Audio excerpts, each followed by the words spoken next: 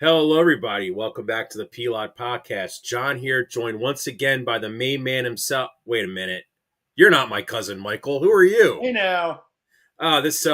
Michael, so we're trying something a little different. We're going to still do the show this weekend, but we're going to start to actually break down the prior week NFL games during the week.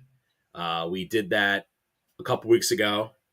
It went over very well, so we're going to try it tonight. Now, Michael is at the Phillies game. He just saw Kyle Schwarber hit his 54th home run of the season, and so he's not here tonight. So I had to make a call to the bullpen, and I had to reach out to someone who I think is very knowledgeable in the NFL. His name is Corey Frost. Corey, welcome to the TheP-LotPodcast, my friend. How are you doing this evening? He is a long-time listener. How we doing, John? We're doing good. So, man, we had a really screwed up week last week in the NFL. That was this is what I live for in the NFL, when there's absolute pure chaos. I hate chalk NFL weeks.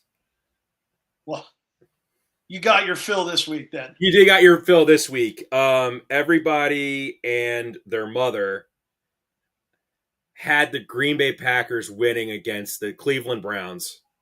Newsflash, the Green Bay Packers did not win against the Cleveland Browns. We'll talk about that later. But yeah, man, so we'll just start off with this. So we'll go on the Thursday game. So we went out Thursday night, and we may have had a few adult beverages. And we watched a little bit. You watched a little bit of this game, but then you had to leave. But we're talking about Bills Dolphins, which Michael and we talked about it before, but I'd like to hear your take on it. Honestly, I was surprised it was as close as it was. You're definitely not the only one. I thought, this was my take. I'm a bit of a takesman. I know you are as well. I feel like the Dolphins roster outside of their quarterback isn't that terrible, but Tua just looks like he is just cooked. I mean, dude, he's been hit in the head so many times. I get it. I completely get it, but I think it might be time to move on. With the amount of talent they have on offense, between A-Chain, Jalen Waddle, Tyreek Hill, no matter what your take is on the guy, he's a pretty good football player. He can't sling it anymore. I mean, Tyreek Hill is going to be the most in-demand player at the trade deadline. 100%. I mean, if last week or if Thursday didn't go as well as it did, I think he would have been out of there potentially this week, honestly.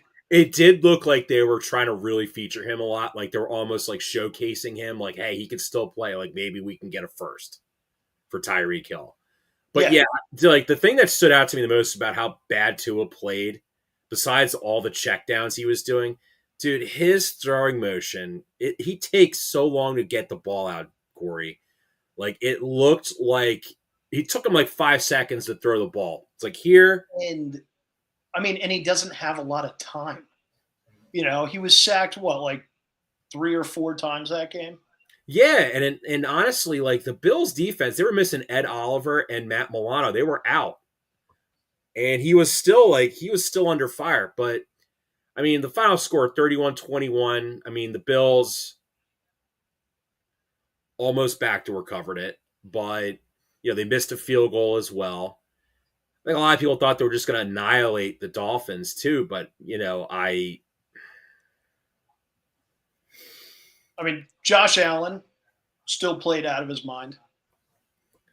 Put up like 300 yards, three Four, tutties, touch, 4 touchdowns. 4 touchdowns. I think 4 touchdowns, And then right? I think it was three because James Cook got into the end zone as well. Let James So, cook. yes, sir. Let him cook it up. Um, but yeah, I mean, Josh Allen did his thing. Defense held the Dolphins off as much as they could have, and yeah, Tua, man, they they got to figure something out at quarterback. Like they got too many weapons. Yeah, so I like to mention too about like with the Dolphins too, because the Dolphins they could get a ton of draft picks, I think, if they were to shop Achan especially. Because Ollie Gordon looks like he's a baller. Like Ollie Gordon can play. And obviously Achan's a special talent, but I don't know, man. Kansas City Chiefs, worst running back room in the NFL. If you're the Dolphins, be like, hey, if you give us a first and like a first and a second for Achan, I mean the Chiefs. We'll talk about the Chiefs later, but I don't know, man. Like the Dolphins, dude, they're just. Oof. Do you think they're the worst team in the NFL? Uh, I mean, honestly, before this week, I was thinking it was the Panthers. I thought they were an absolute disaster. Them and the Texans. Um, I'd say they're up there. I'd say they're in like my top three worst teams in the NFL. And then you also have the Falcons, who are an absolute dumpster fire at this point. The vibe I get from the Dolphins is like obviously Miami, big party city, great weather. I just feel like those guys, like from like Monday through Saturday, are feeling okay. And then when Sunday happens, it's like, oh crap. I gotta go play. We gotta get our asses kicked, on national television. And then Yeah, but the thing about the Dolphins, John, too, is like you see all the reports out there. Like it starts at the top. It starts, from the management of the team all the way down. There's all these reports out there that, players not going to practice, players showing up late to practice and stuff like that. And I don't know. It's just, you look at Mike McDaniel, no matter how big his brain might be, like he just doesn't really look like he cares most of the time. I think he cares. I think his issue is it's like I think the fact that this is his first head coaching gig, he's really young, but he doesn't really like command respect. Like I don't know, he doesn't like. I don't think he connects with the players enough. Where it's like, okay, guys, like I want you to thrive. Like I'm not going to let you fail, but I'm going to hold you guys accountable when we screw up. Like I don't really get that vibe from Mike McDaniel. Like No. Sirianni has that, McVay has that. Um, I mean, McDaniel is a straight vibes guy from what I've seen. When they're playing well, things are great. When they're not playing well, like he's down in the dumps too. Like just as a leader in general, you you always need to have those vibes and you always need to hold everybody accountable. Or I mean, it's like in any business, right? You start at the top. If the leader at the top's not going to hold themselves accountable and the people that report to them, you can't expect the operation to run successfully. That's just how I feel about Mike McDaniel over the years. Things are going well, they're winning games, everybody's happy, he's having a good time. well, when the season started, Corey, he was the odds-on favorite according to the Duel that to be the first coach fired, and then Daboll, and we're gonna talk about Daboll in a little bit, Hmm. but I mean, dude, I could see McDaniel getting canned and then being like an offensive assistant to end the season with like maybe the Niners. I guess I don't know. The Niners they're a team that's in trouble. We'll talk about them obviously later as well. So yeah, is there anything else you want to mention about this game? I think it was kind of like an mid game. Yeah, no, I was just surprised. It was a very surprising outcome. I expected the Bills to rout the Dolphins by like 3 touchdowns, honestly. I didn't even think the Dolphins were going to score. Okay. We'll go to our next game. Jets Bucks. The Oh, I actually Michael and I both picked the Jets to cover but not to win. And I would say we were I'm gonna pat myself on the back for that one, but man, dude, I feel bad for Aaron Glenn. I think the Jets are showing life, but man, they straight up jetted up the end of that game. How do you block a field goal, score a touchdown to get ahead, and then the thought process is, oh crap, we scored too fast. And then Baker gets the ball back and then drives them down the field for a game-winning touchdown. dude, I'll tell you, Baker Mayfield is one of my favorite quarterbacks in the NFL. Like I don't know if you saw it, but there was like a reel out there, right, where Ibuka's going up to grab that one-handed catch towards the end, and Baker after that play is like, dude, don't ever disrespect my passes like that. Put two hands on the ball. I thought that was hysterical. I love that. I just, he kind of reminds me of Johnny Manziel a little bit, just a much more put together version Well, of that's Johnny. one way to put it. Yeah, just much more put Well, together I version. think with Baker, so when Baker first came in the league with the Browns, he was really hyped up. And I think some guys didn't like him because of all the hype he had. And when he was in college, dude, he was very much like a arrogant, like very like there's a fine line Huge between personality. self-confidence and arrogance. I think he rubbed a lot of people the wrong way because when he went to Cleveland, like, do you remember his last year in Cleveland?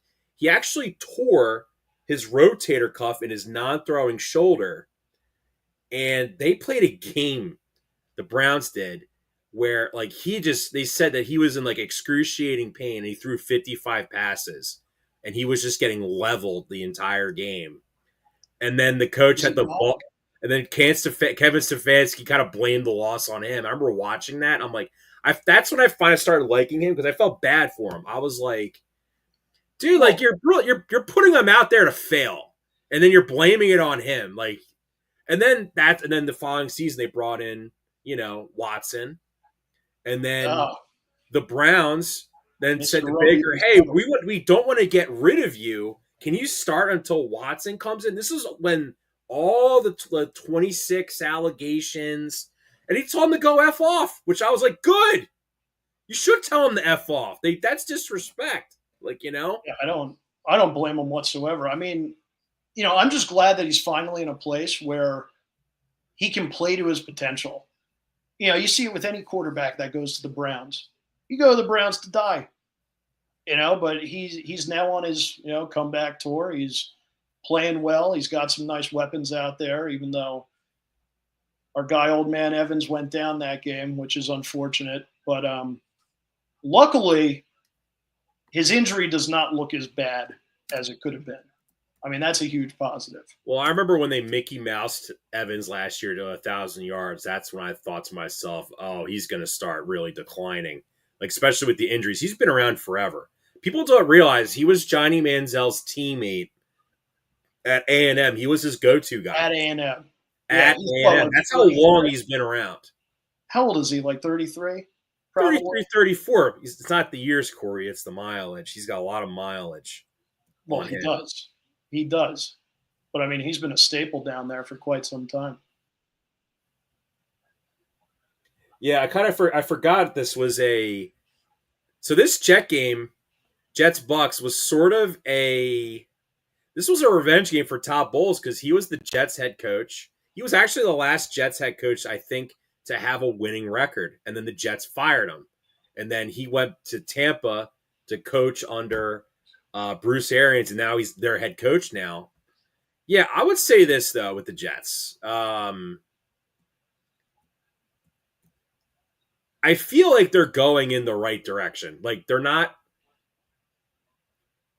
absolute garbage like they were the last couple years. Like I feel like there's a competent team somewhere in there, but they just need to gel. Like they had Tyrod Taylor come out and start, and they probably should have won. Like they should have beaten the Steelers, but they jetted it up. They got smoked last Jets week. are gonna jet, John. That Story as old as they straight time. up jetted up that game. I was like, we're picking the game. If you missed our last show, I'm like, I think they're gonna cover, but they're gonna jet it up and find a way to screw this up somehow. Right, but at the same time, you're right. Like even the Jets, everybody likes to bash them. I mean, I personally think they're a joke of a franchise. Sorry to say it, but they have weapons on that team, on offense and defense. Um, they just got to figure out a way to put a full game together, and they might win a couple. See, here's the thing I noticed with the Bucks though, as well. Their ground game really has not been as good like it was when Liam Cohen was their offensive coordinator last year. And obviously now Liam Cohen is now the Jaguars head coach. Because if you remember, man, like when Dave Canales was the offensive coordinator back in 2023, their ground game was terrible. Like Baker was the whole offense, essentially. But when you like, I mean, you're a Bucky Irving fantasy over. I mean, has he really been like to what you've expected? I mean, look, I mean, dude, I mean, 25 carries for 66 yards. but you got to look at the line too. Like I feel like their offensive line is a bit disseminated at this point. We've got people playing positions they haven't played before. Um, like the line just doesn't look great. If they can figure that out, I mean, Bucky Irving's a stud. I mean, he's a stud running back in the NFL.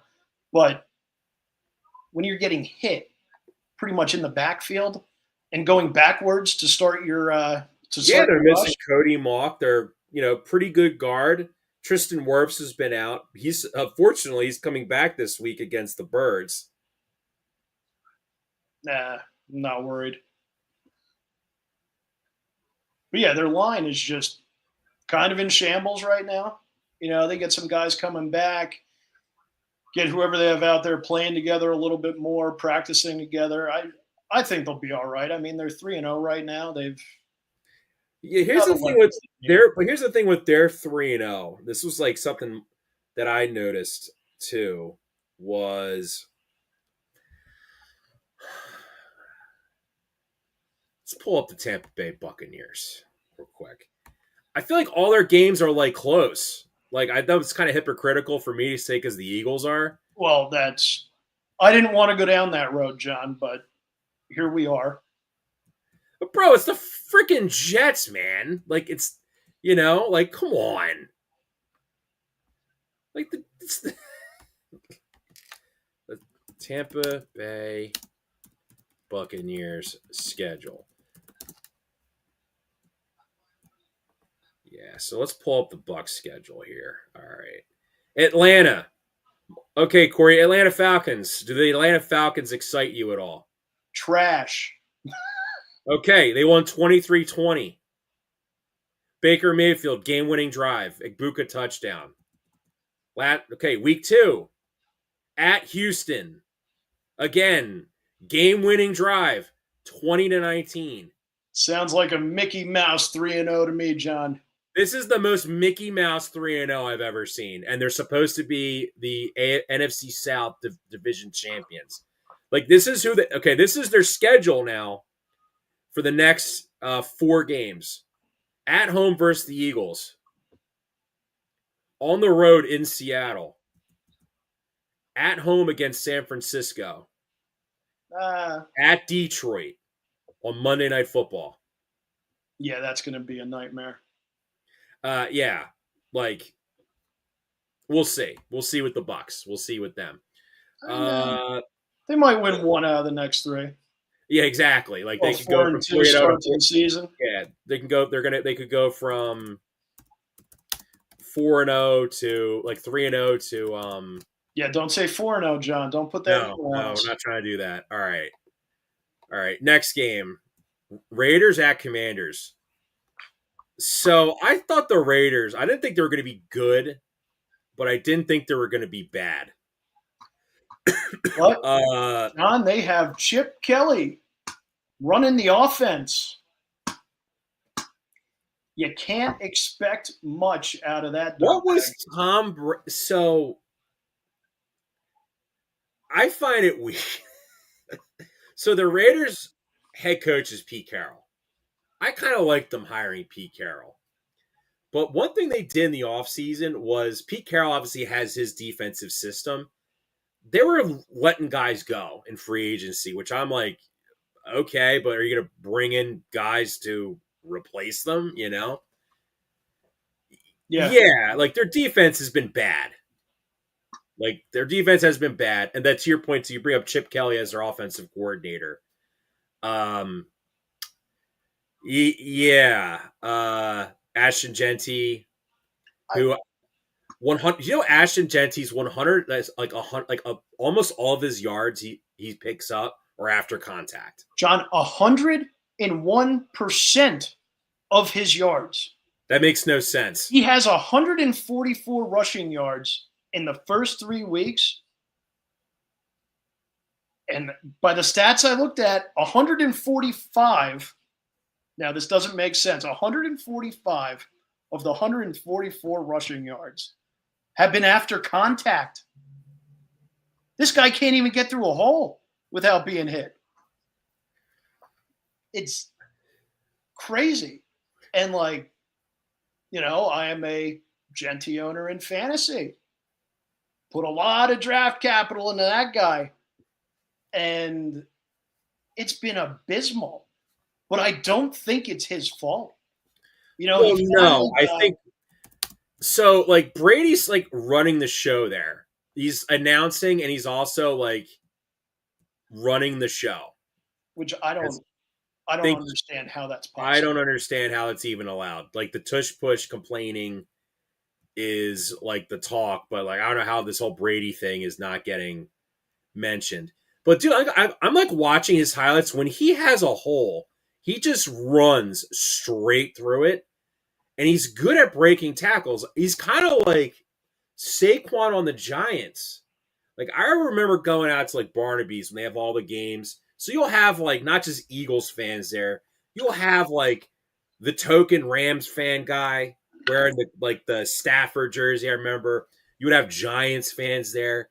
And I remember a Giants fan was like cussing out Saquon. He's like, "Damn it, Saquon. Why couldn't you break that tackle?" And I'm watching. I'm like, "Bro, there was three guys in the backfield when the ball was put in his hands. What is he supposed to do? What the hell do you expect him to do?" And look, man, with Chip got this job because he was Ohio State's offensive coordinator. I don't know why they hired him, man. I don't know why they brought him back. Like the whole NFL thing, like didn't we just gonna forget what happened there? What happened in Philadelphia? The Eagles fired him mid-season. Jeffrey Lurie has never fired a head coach mid-season, like before the season ended. The players also wanted to hang him from City Hall, but I don't think Jeffrey really had a chance to keep him. Right. And now you look at the Raiders. I mean, like, I remember week one, Brock Bauer was, before he got hurt, he was only like 52% of the snaps. And I'm like, you have a generational tight end. Like, this guy is like, Brock Bowers, if he's healthy, is going to be a first ballot Hall of Famer. He is that good. No, we're going to have Michael Mayer go out there every play. We're going to Who? feature. Who, We're going John? to we're going to Michael Mayer? feature. I know Michael. Yeah, we're going to feature Michael Michael Mayer. Mayer? Notre Dame's Michael, finest? we're going to feature Michael Mayer, and you're like, could you imagine that? Could you imagine if the Eagles said, like, Sirianni's like, you know what? We're going to limit A.J. Brown. We're going to feature Jahan Dotson instead. Well, I know we're going to get into it in a bit, but first couple weeks of the season, it did kind of feel like that. You're right. And well, I guess I'll give you my eyewitness report on that when we talk about the Birds. But yeah, I mean, also too, look at the Commanders. Do you find it funny whenever time Jaden Daniels is hurt, they score like 45 points? Dude, Marcus Mariota. Did you watch that play where he was scrambling like it was like 2015, 2016 again? Oh, And yeah. I'm he's sure Chip running, Kelly was frothing at the mouth. He's like, yeah. and then he just loses the ball. I mean, I was cracking up watching it because I was rooting for the guy. I was like, Marcus Mariota's out there slinging the rock. Like, look at this guy. He So goes running Marcus down the field. Mariota, when he was throwing past the first down marker, 7 of 9, 157 passing yards, 1 touchdown, 155.8 passer rating. Yeah. Not bad for the old man. No, and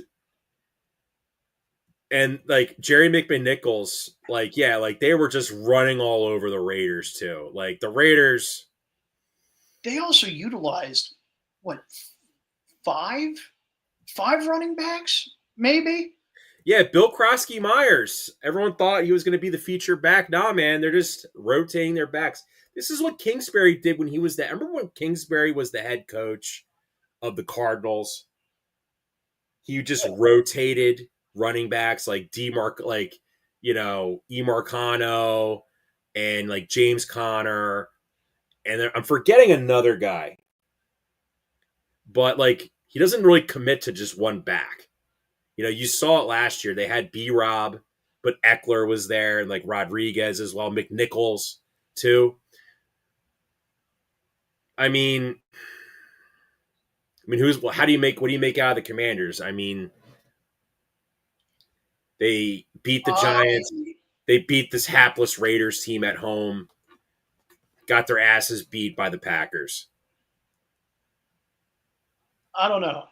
I think the Commanders have a lot of upside potential. Um, I don't think they really utilized Debo this past game, but I think he was a great addition to the team, no matter what your thoughts are on the guy, whether he's injury prone, whether he's Mr. Twinkie, whether he's a little too big to be playing the role that he's playing. I mean, he's a horse, right? And then Terry didn't play in the preseason, didn't even practice. Like they still got to get him ramped up and going. And Well, he's dealing with a quad injury, and dude, you saw this last year with Brandon Ayuk. He sat out all of training camp to hold out. He gets the contract, shows up not in shape for the Niners, goes to ramp up, and then blows his knee out. yeah, what do they say, John? Practice makes perfect. Right. Here's the thing though with Debo though. He's been amazing on those like I call them Fugazi kickoffs because it looks so stupid when you watch it. Like you go watching on Saturday watching college football, and then you watch the NFL with those stupid kickoffs they do. Like Debo has been really good on those kickoffs, and he's been a good number 2 receiver. Like in terms of just like those in the flat passes, like short routes, yards after the catch. Right, just making people miss. But he's not a deep burner. And like Shanahan knew how to use him in the running game as well, too. Like he's a versatile player when it comes to that. I just don't think he's like what he was when the Niners, were going to the Super Bowl. Like when he played the Eagles in 2023, like he just completely annihilated their defense. Yeah, he was a force to be reckoned He with. was a monster. We'll save the. Let's do the Eagles game last and talk about that last. I think we could talk about that for about 30 minutes. Yeah, let's push the birds to the end. All right, that's what Michael and I do. Steelers Patriots. Oh boy. Oh, Oh boy. that was a fun one to watch. Wow. So shout out to our homeboy ZK, Mr. Zach Kovac. Shout out to him. He was showing me the overreaction Monday from the Pat McAfee show, and Boston Connor went on a tirade because the Patriots, the term I guess the best way to describe is snatched defeat from the jaws of victory with the 2 of the worst red zone turnovers I've seen where Ramondre Stevenson fumbled into the end zone not once, not one time, two times. You were down at the Birds game, so you didn't watch it. But dude, watching that game, like you just had to laugh. Like it was honestly comical, like how bad that game was. And I mean, the Steelers only won because they forced like 4 or 5 turnovers in the game. And to your point, like that one in the end zone was a disaster. Um, but like my thing with the Patriots is like ever since Brady and Bill left, I mean, really ever since Brady left, they've been an absolute joke, like a joke of a franchise. I remember when I was a kid, the Patriots weren't like super bad. Like they weren't like they were of us under Belichick and Brady. But dude, like I think Vrabel, like I think roster wise, they have a bottom 5, bottom 3 roster in the league. Right? It's bad. And I think Vrabel's getting a lot out of them personally from what he's been given. But bro, why aren't you putting Travion Henderson out there? Like Ramondre Stevenson, I think he'll get dealt at the deadline. I think he may go to like maybe the Chiefs or a team like the Cowboy, a team that needs a running back, right? Oh, don't say the Cowboys. My guy Because Devontae Williams is out there. they need like I don't know, like the Patriots should be playing all their young guys because you need to see who can play for next year. Yeah, you got to at least give him a shot. Because who was ever because dude, their draft 2 years ago, not this most recent one, the year before, that like Jalen Polk trade they made and they passed on Lad McConkey, which come on, Corey. Like everyone knows the Patriots have had every like good white wide receiver of the last 20 years, and they pass on Lad McConkey. Yeah, I don't know. I mean, And they traded Jalen Polk, who they traded up for. Like, you know, that's to me. that was Yeah. a big brain move, John. Big Yeah, brain. that was classic overthinking. What do we make of this Steelers team, bro? Like, I mean, Aaron Rodgers, like, he looks like he could still sling it, but dude, do you get the vibe? I said this about Arthur Smith. I think his offense, he lived off Derrick Henry just being an absolute dog. Got a head coaching job, lost the head coaching job, and then he's the Steelers offensive coordinator. I mean, like, what is the Steeler offense even like? You watch their offense, like what's their identity? You know, like what are they doing? I mean, I think the problem is you can't get too creative when you have a statue back there at quarterback. You know, Aaron Rodgers can still sling it, but God forbid you got to get him moving out of the pocket. Like, It's not the same like it was when he was in his prime. When he no. would, I when mean, he he's would what, get 40, 43? Yeah, we're talking about Mike Evans before being 33. This man's like a fossil out there. He can still sling the rock, though. I'll give it to him. you He can saw in the still check throw game some though, you're balls. watching it, and I'm like, I see the old Aaron Rodgers. I see it there. But he's definitely a guy. Like, I don't know, man. Like, he would have been better off being in Minnesota. Yeah, you're 100% right. You know, and the fact they just didn't want him. And well, we're going to talk about them because, there's an old friend of ours is now their, could be their long-term starting quarterback for the remainder of the season. We'll talk about that in a little bit. Could But be and probably should be. maybe he should be because he didn't look that bad. No, he Didn't look didn't. that bad.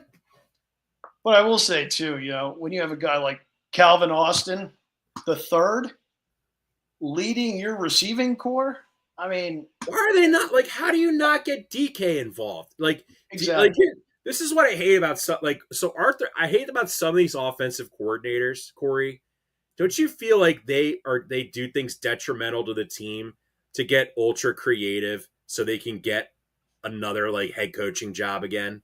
It's kind of like what I was saying for the past 5 years. Well, 5 years ago, right? Where like the Birds during the draft, they're taking people from like TCU and like all these low tier schools. It's like go with what you know is gonna work. The Eagles start drafting Georgia Bulldogs, and what do you know? Oh, you can actually start these players.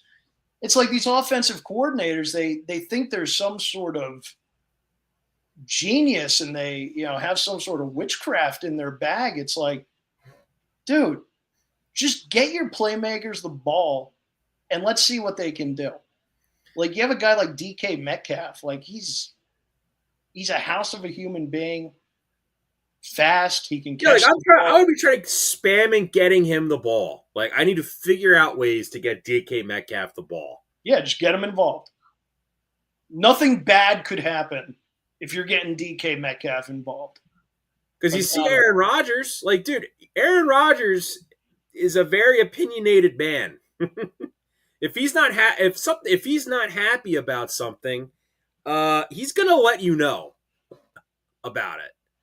I don't know, man. We'll see with the Steelers. I just got speaking of Zach, he just texted me. He said Steelers haven't changed one bit. Same team 6 years straight. I mean, Zach 110% correct. 110% correct, my friend. Okay.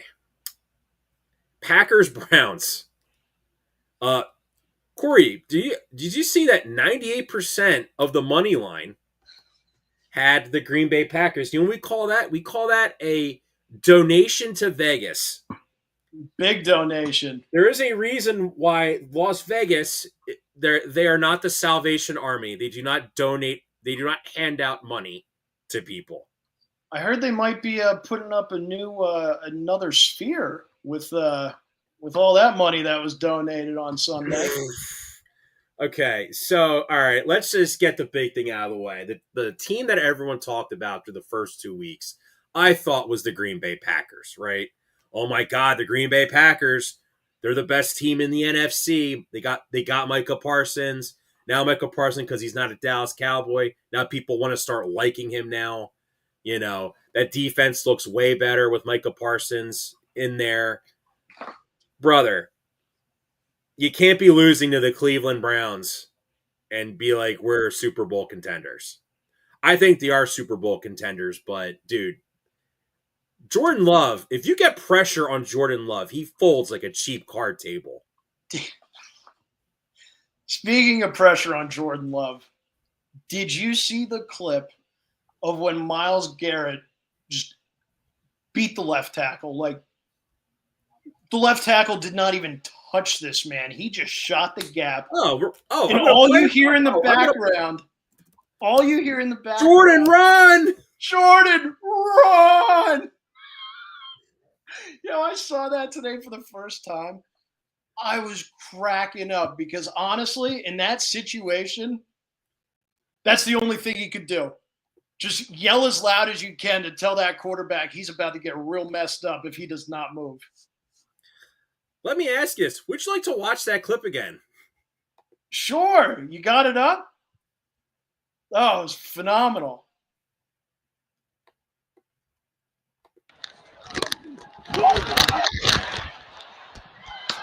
Bro, I beat him on the cleanest inside. Last...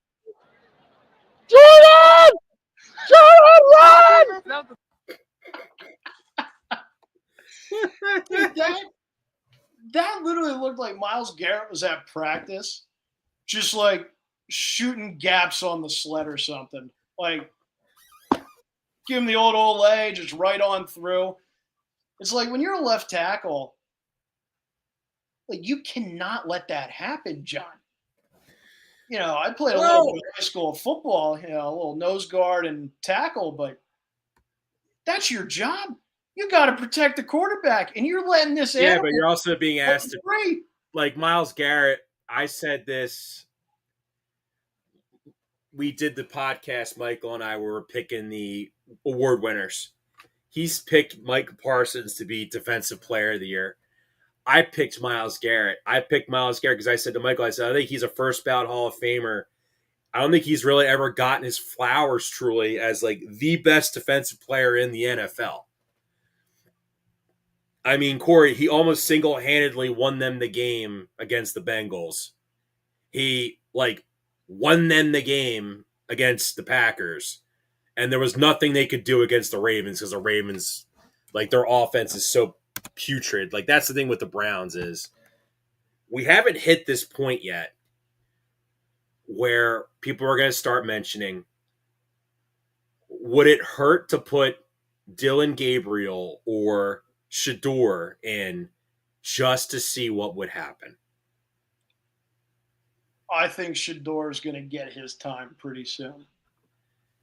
Well, we're going to talk about one quarterback change we've seen in the NFL, but I agree. I don't know, but Dylan Gabriel's ahead of him on the depth chart. I know, but all the politics out there, John, like Shador's going to find his way to start a game relatively soon. And I also loved, now, biased opinion, I am a fantasy owner, Quinshon Judkins. I love that they put him out there, and I love what he's doing. Well, dude, they just don't have any running backs, man. Jerome Ford stinks.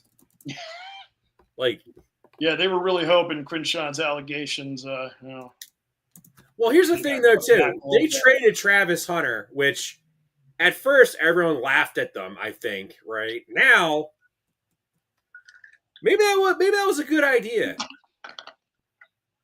Because Quinshon Judkins, now granted, this is a very small sample size. He played well. He played well.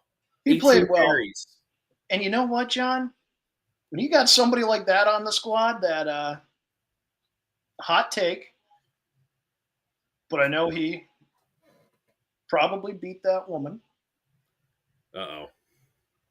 Those players tend to go out and ball. You know? Like, it's just that kind of mentality that I don't really give a bleep mentality. You know, well, I mean, we got Joe Mixon not playing, and you see how putrid that Texans offense looks. So, I think you might be on to something there, my friend. Real quick, though, I want to talk about Jordan Love because I want to dunk on him a little bit. So, I don't hate Jordan Love, but at the wild card game, my cousin Michael, we use a term Corey, it's called nerveened. Like you're just really nervous, and he's like, "Oh my god, like what if we could lose this game because the Packers run tons of zone, etc." I'm like, I told Michael, Jordan Love is mid. It's like he is not going to will the Packers into winning this game. And what did he do, Corey? Choked. Looked like Donovan McNabb out there. I wouldn't compare him. Donovan was a better quarterback. But the thing with Jordan Love, it's like you get pressure in his face. He just can't. He will throw into triple coverage. Like he does not care. He will. He just doesn't. He does not want to get killed out there. Yeah, but dude, like I said this before, the Browns have a good defense. I think, Corey. I think their defense is good. No, they're 100% good. That is good. It's hard to play defense if your offense goes 3 and out like almost every drive. Right. Now, I think in this game, because Judkins was playing well, they were controlling the clock. Yeah, blocking a field goal that the other team's trying to do to get the win, to get ahead, and then you run it back, and then you run 2 plays. And by the way, do you see how fast they got that spike down to stop the clock to kick that field goal? Where the center spotted the ball. I mean, I saw the ref come by and touch it, but I've never seen that before. I've never in my life seen that before, where the center just gets the ball, puts it down. It's like, okay, yeah, we're ready to go. I don't know. I thought that was a bit bizarre, but yeah, because I was thinking to myself, I'm like, wow, like the Browns completely suck ass on offense, but man, they're really efficient at getting clocking the ball. to spike the ball, spike the ball. I thought that was hilarious. But let me ask you this though, with the Packers though, even though like this, do you think this is just like a blip on the radar, or do you think now that because I don't know, not everyone has Myles Garrett, right? Like no, like I'm sorry, was this like a one-time deal, or is this something where maybe like when we talk about the Lions?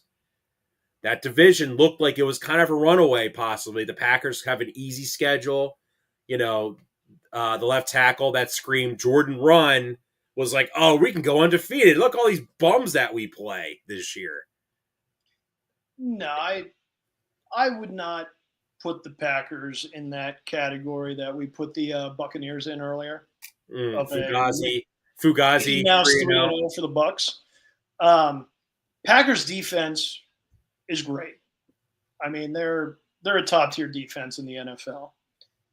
Their offense, it needs some work, I'd say. Jordan Love needs some work. I would be really scared of the Packers if a certain Dolphins wide receiver who has to play football till he's 40 to pay off all of his obligations, we'll call them. His obligations. His obligations decided to, if he, wants to play in the frozen tundra of Lambeau Field. Because, dude, their receiver, like, I was talking with Zach. I was like, who's their number one receiver? Romeo Dobbs? Dontavian Wicks? Yeah. Matthew Golden's done nothing. They were all hyped up of getting Matthew Golden. They don't involve him. I was real high on Matthew Golden. I think Matthew Golden is going to break out over the next couple of weeks. Like you see him running routes and stuff. Like his separation is crazy. They just can't get him the ball. I don't even think Jordan Love's like looking in his direction half the time. And it kind of makes sense because I used to put Jordan Love and Hurts in the same category where their progression is not great. I think that's some of the Packers' issues, right? Jordan Love knows where he wants to go with the ball when that's not open. Yeah, you don't have 5 seconds, especially against the Browns defense. Like, they're coming after you. I do get the vibe, though, too. If you actually, if you bracket, Tucker Kraft, because that's his safety valve, he does panic. Yeah. He loves dumping it off to Tucker Kraft. He loves those easy passes. You're right. And, speaking of easy, we'll go to the next game. Falcons-Panthers. Oh, boy. I actually picked the Panthers because I'm like, they can't look like garbage as bad as they have. You took them to cover? I picked them to cover. I actually picked them outright to win when Michael and I did the pod. Okay. But I did not expect them to sprinkle any action on that, or no. You want to know what? No, I did pick them in my parlay outright, but I had the Packers. Okay. Right. 30-0. So, you want to hear a fun fact about Bryce Young? I think he only has 7 career NFL wins or 8 career NFL wins. Half of them have come against the Atlanta Falcons. Have they really? I didn't know that. Yes. That's pretty funny. That's actually hysterical. So, he didn't even play that. You know what's funny? I've been a big Bryce Young supporter. I was like, short king, go out there and ball. I want you to succeed. Dude, they won because he didn't do anything. Yeah, no turnovers. The game. No turnovers. Don't screw up. Novel concept. Don't give the ball to the other team, and you might have a shot to win. So, but here's the thing, though, too, man. So, I like Michael Penix. I like him more than J.J. McCarthy, which, look, I know that really isn't saying a whole lot. But, bro, dude, with all these rules in the NFL to favor offense, how are you still getting shut out? I feel like it's so hard to get shut out in the NFL. I mean, dude, you look at this offense of the Falcons. Bijan Robinson, 5.5 yards per carry, 5 catches for 39 yards. You can't scheme something up to get him in the end zone? Drake London? When the Is that a Falcons biased opinion, Mr. Fantasy Owner? well, no, it's just like watching them play. It's like, dude, like, we're bitching about the Eagles offense. Falcons can't score a goddamn point against the Carolina Panthers. Yeah, I will say that was an abysmal performance. Which, by the way, it was reported now that Zach Robinson, their offensive coordinator, who everyone was hyping up, he's a McVay guy. He was like their quarterbacks coach or pass game coordinator. The Falcons hired him as the OC, and everyone was hyping it up like, oh wow, like, this guy could be the next big head coach. This could be the next Ben Johnson. Dude, he sucks. Like, apparently he was coaching from the booth. Raheem Morris told him, you got to stand on the sideline. Well, yeah, because there were like delays getting the damn plays in. Like, I saw that somewhere. Like, people were complaining. I think it was Penix or somebody, but complaining about how long it took to even get the play in to run it. You can't expect to be successful when you can't even get the damn play in for the offense to get everybody set and ready. They also had a lot of, at least from what I saw, a lot of drop passes. Just guys not catching the ball for whatever reason. Yeah, I don't know. I don't know what to think of the Falcons at this point. Coming into the season, I thought they were going to have a high-powered offense. I thought Penix was they going to could win the South, like 10 games, 11 games. Yeah. But, anymore, who knows? And I don't know what to think. I remember crazy stuff happens. I just got an alert from we're gonna bring on an expert for the Thursday night game. Do we have a caller online? We have a caller. He's not ready yet, but he will be calling in for the Thursday game. We will be bringing him on. Okay. We'll be bringing on friend of the show, Chris Haffey. Nice. Studious one. I don't know where Money Mac is. He's probably half asleep or something. I don't know what he's up to. Half asleep or half in the bag. Oh, God. Oh, no. Here we go. This is where the show goes off the rails. He was going out for a nice dinner. Okay. Speaking of going out, I don't know how to relate that. So, oh, God. Speaking of half in the bag, Jim Irsay's... Oh, man. I'm sorry. Hey, we're just out here, two guys having fun. We're just riffing. Two guys having fun. Colts Titans. So, dude, listen. I actually picked the Titans because I'm thinking, like, this Colts 2-0 start, I don't think it's for real. Like, Corey, they were ready to fire Steichen at some point because they stopped listening to him. Well,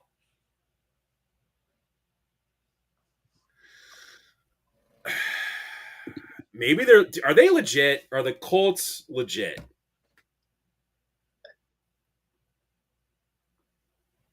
I think they're better than you may think they are. I think they're a 10-win team. I just don't think they get to the playoffs and they got to play like the Ravens. I think they're still in. Ravens. I think they're in that honeymoon phase still with Danny Dimes at quarterback. Like, honestly, I've been so happy for Daniel Jones. He had a horrific career with the New York Giants, with that organization. And, like, for him to come out and just start slinging the rock to pretty much everybody. It's not great for fantasy when you're completing 5 passes to 4 different receivers, but it's working. And then Jonathan Taylor this year, absolute powerhouse. Past couple of years, he's had his ups and downs, but he's absolutely killing it this year. And the mobility on Daniel Jones this year too has been it's been nice to see. He's always had that, but now he runs with purpose, not running for his life. Right. I would say this about Steichen's offense. You saw it here with Hurts. Hurts only had to make one or two reads and just get the ball out. And he would just scheme up somebody open. But when you look at this Colts offense, Tyler Warren, I was a little curious how he would be in the NFL. Because all I heard about when he was in college was, he did all these different things. He was kind of an H-back in college. How would he be as a traditional NFL tight end? Well, Corey, I think the reason why he didn't do more in college is because Drew Aller blows. He is a trash quarterback. You're correct there. It's like why did this guy in college not do more? Oh, because his quarterback sucked. Well, I really think his quarterback too was only looking out for himself and trying to pad his own stats, and really did not care about the team. Biased opinion, I don't like the guy. Not a fan of Drew Aller, but Tyler Warren's a dog. He's just going to, and you saw it at Penn State, like whatever you need him to do, he's going to do it.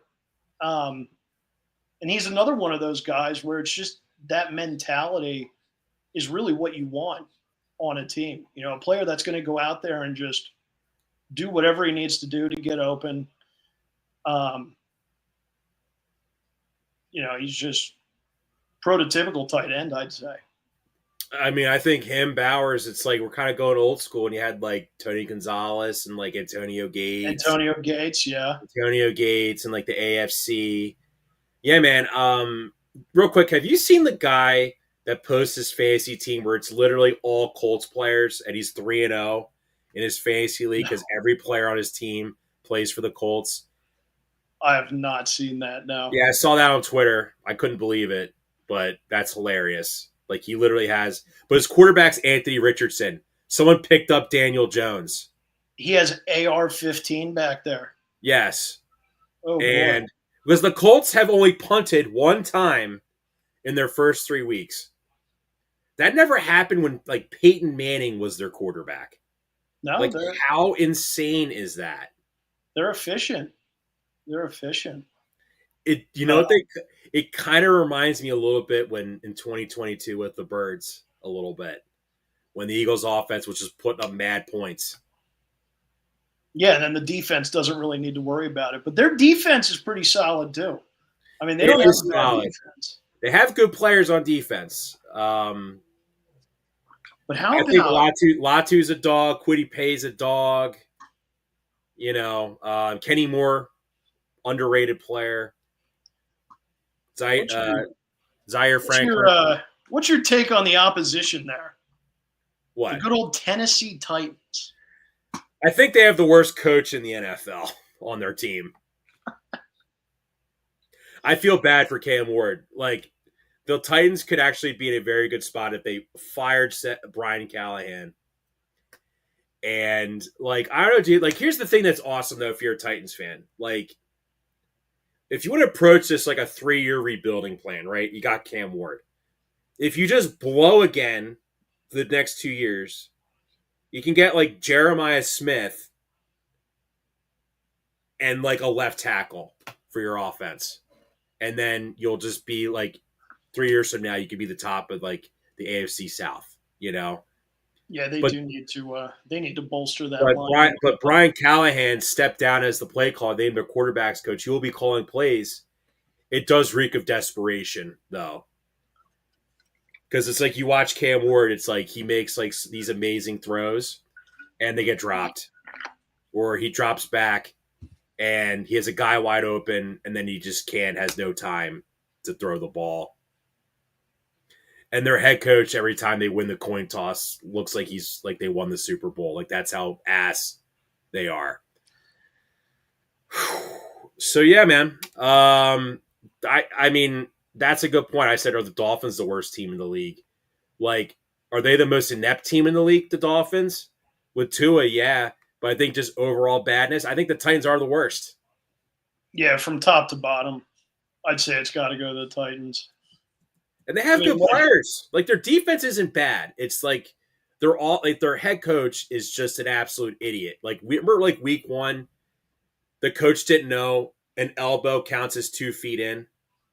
He didn't challenge a big time like completion. Right. Like, bro, how do you not know that? You're an NFL coach. You eat, drink, piss, and crap football every day, and you don't know that. This is your life, like you spend 80 hours a week doing this job. And sometimes even more. Sometimes even more than 80 hours a week, which is crazy to say, but it's true. Right. Going back to the AFC South, you hate this team, Houston Texans. This game looks closer on paper than I think it maybe actually was. I would have to agree. Between the Jaguars, because, dude, this Texans, I mean, listen, what are your thoughts on people just burying CJ Stroud? Like, Zach was telling me a joke about he saw like a joke he saw on Twitter where he was like, your girlfriend texts you, hey, did you do the dishes? And he sent a picture of CJ Stroud. And he's like, oh, baby, thank you so much. They're washed.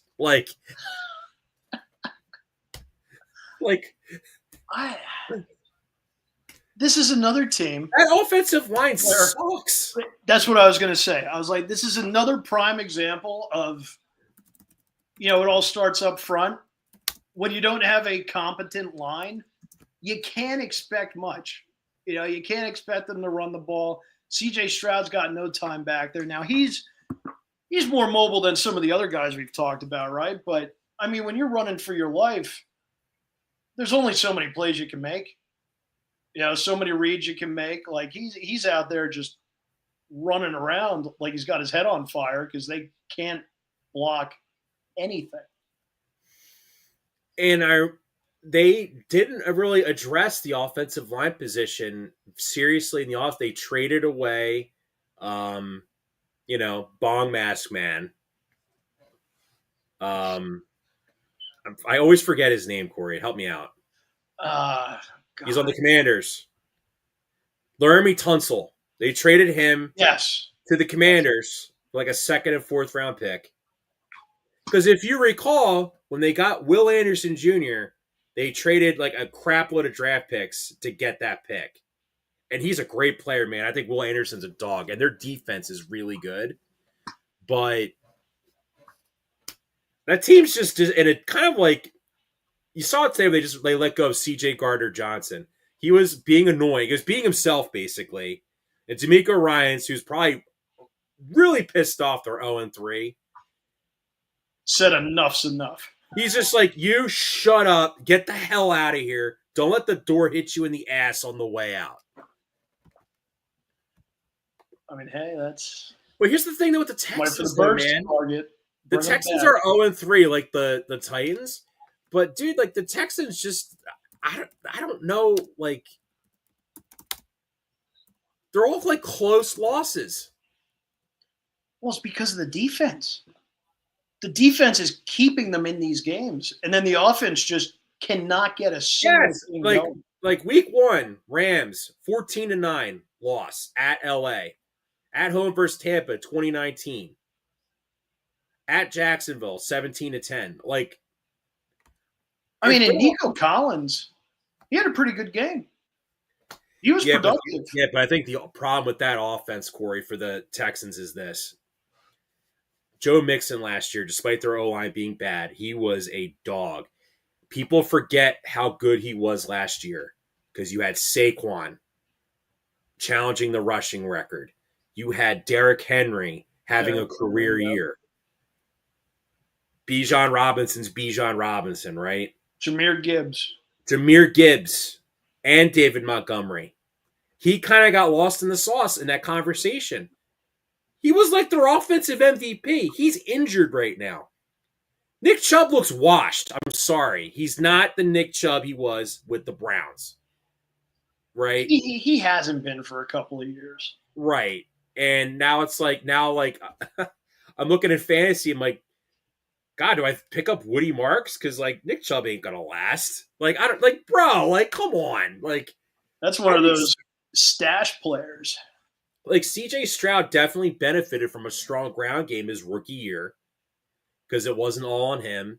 They more leaned on him last year. He struggled. Now they really need to lean on him. Like he's a young quarterback. I think he'll bounce back. I like CJ Stroud a lot. I do think though he got a little too big for his britches his rookie year, and I think now he's getting humbled a little bit, kind of like Baker was in Cleveland though. Sometimes you need a little setback for a nice bounce back, baby. Sometimes that's what you need. You got to be brought back down to earth just to set yourself up for success. But no, I feel the same way, John. And I really don't think it's a CJ Stroud problem. I mean, like I said, when you don't even have like 3 to 4 seconds to get back and make a read, like there's not much he can do, right? Well, yeah, not just that too, though. Like the receivers outside of like Nico Collins, like, dude, I think they miss Tank Dell a lot more than people want to admit. Tank Dell. Yeah. Yeah. Well, they got did Christian Kirk come back? Yeah, but Christian Kirk is kind of like at the end of his career. Right. Right. Like I low key kind of thought they might have brought back in the offseason D-Hop. Like that kind of like looked like it would have made a lot of sense. But they didn't bring him back. Like Christian Kirk's got 3 catches this year because he's been battling injuries. Yeah, well, this was his first game back. Yeah, it's their second round pick. Like I think he's just still learning the offense like everybody else in that team. That's a brand new offense under Nick Caley, you know? So I don't know, man. Like here's the thing. I think they're gonna be a strong second half team once that offensive line gels. But bro, if you're like 2-6 your first 8 games, then it's gonna be rough. It's gonna be rough. Gonna be put through the gauntlet. Yes. The rest of the year. Right. But the point we made earlier, the defense can hold them together. Once they get that offense rolling, I really do think they'll be a decent team. Right now, not so high. What do you think about those frisky Jacksonville Jaguars? I don't know what to think about the Jaguars. You watch some games, they make a couple plays. You watch others, they look awful. Defense doesn't really look that bad. They do force some turnovers from time to time. But I really don't know what to think about their offense. Brian Thomas Jr. had a decent outing finally. He's been pretty non-existent over the first 2 weeks. I just think they got to get back into rhythm. Start. Would you like to hear Michael's theory about why BTJ has just been like off to a rough start?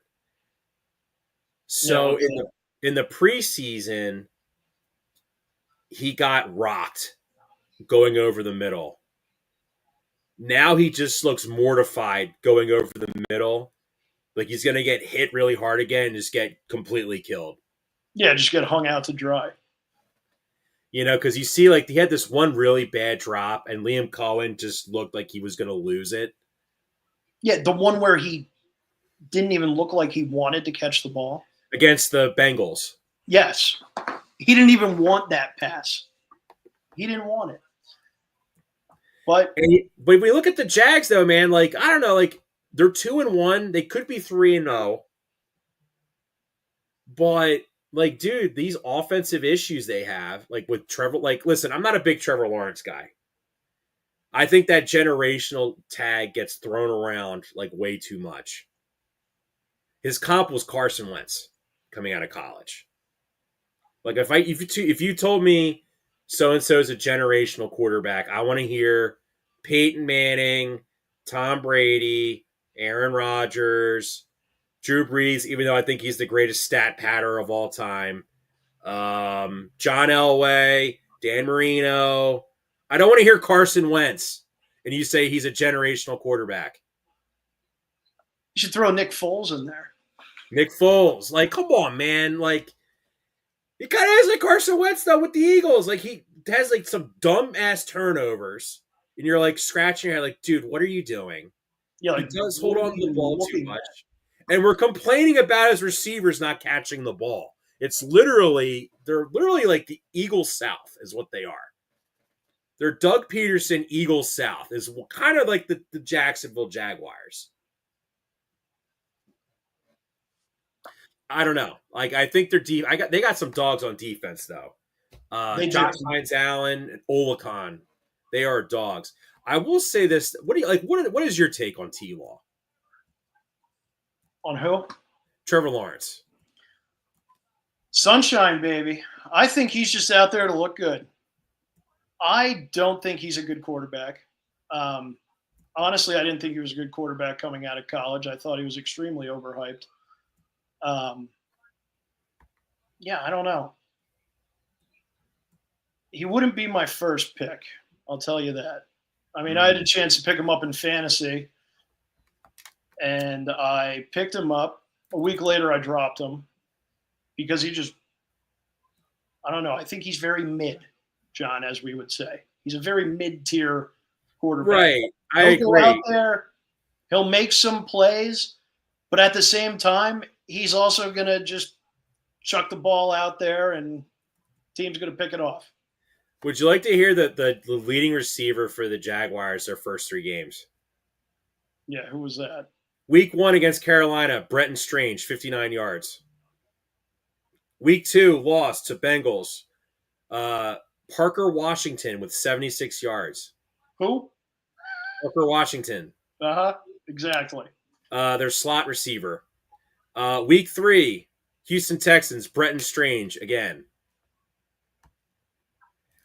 I think Liam Cohen wants to get Travis Hunter and BTJ involved. But here's something I've recently learned is that the I think this guy who I refer to as probably like the worst offensive coach in the NFL, you know, that's like not named Chip Kelly.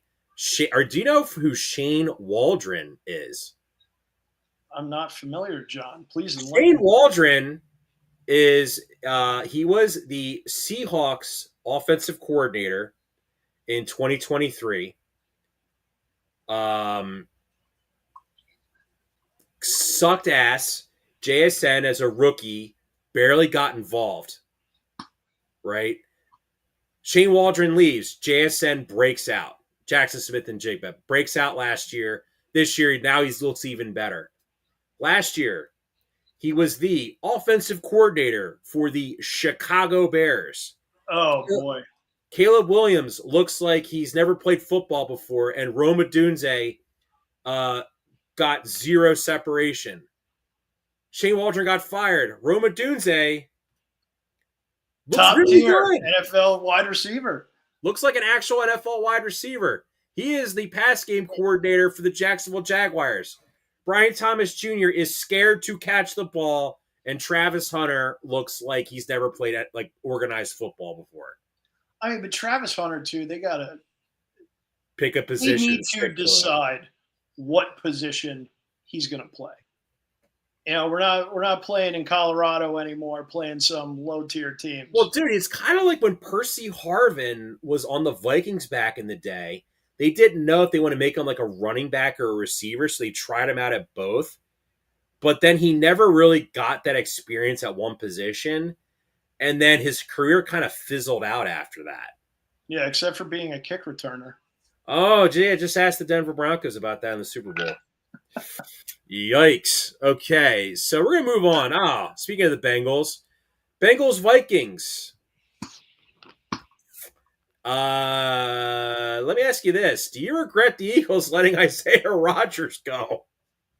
After that showing, yeah, I'd take him back in a heartbeat. What do you have? Two defensive touchdowns. 2 defensive touches. What, a pick 6?